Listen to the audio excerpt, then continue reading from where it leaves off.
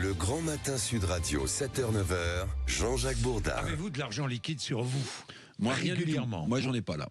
J'en ai pas. Moi, j'en ai toujours un. Toujours sur Ouais. moi, c'est une vieille.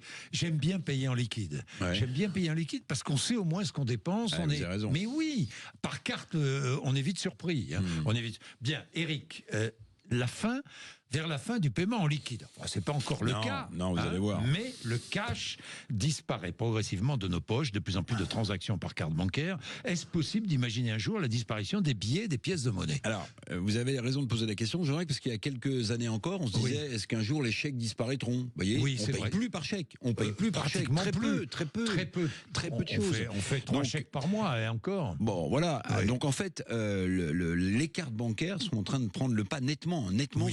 sur le liquide, sur les billets, sur les pièces.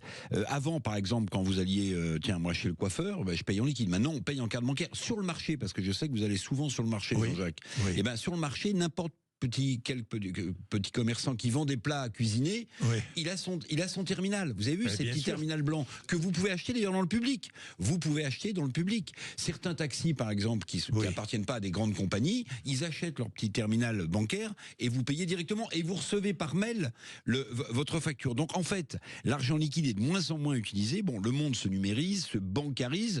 Bon, faut pas oublier que les banques en profitent parce qu'il y a des commissions quand même, payées Évidemment. par tous ces commerçants Évidemment. quand vous payez en carte bancaire. Mais c'est vrai que petit à petit, en tout cas en France, le liquide disparaît. Oui, tout le monde s'y met. Le paiement par carte est même accepté à l'église et par certains SDF, des sans-abri. Le monde change. Alors, d'abord l'église. Oui. Hein. Je lisais dans le Parisien, Pierre-Yves Kerr, qui est le directeur des affaires économiques de la Conférence des évêques de France. Oui. Il indique que d'ores et déjà, 80% des églises sont équipées de terminaux bancaires pour que vous puissiez, lors de la quête, non pas mettre une pièce ou un billet, mais payer par carte bancaire. Et Pierre-Yves Kerr note que, du coup, ça a entraîné une augmentation du don moyen des quêtes à l'église. On est proche des 7 €, alors qu'avant, c'était nettement inférieur lorsqu'on mettait son obole pour une quête, lorsqu'on payait en espèces. Et vous avez raison, certains SDF, alors certains sans-abri, s'équipent désormais de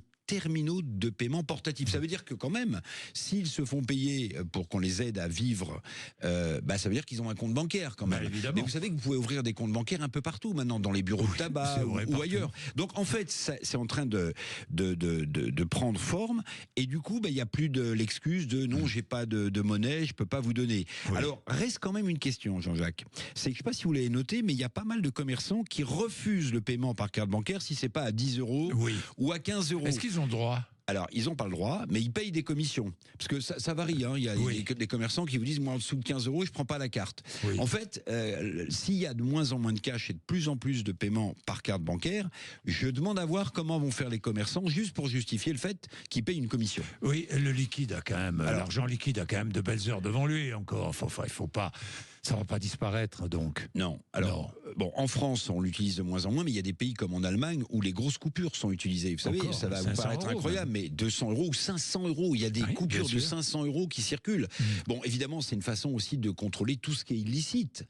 Si on a de moins en moins de paiements en liquide. Alors, il faut quand même savoir qu'il y a 1600 milliards d'euros de pièces et de billets qui circulent en Europe.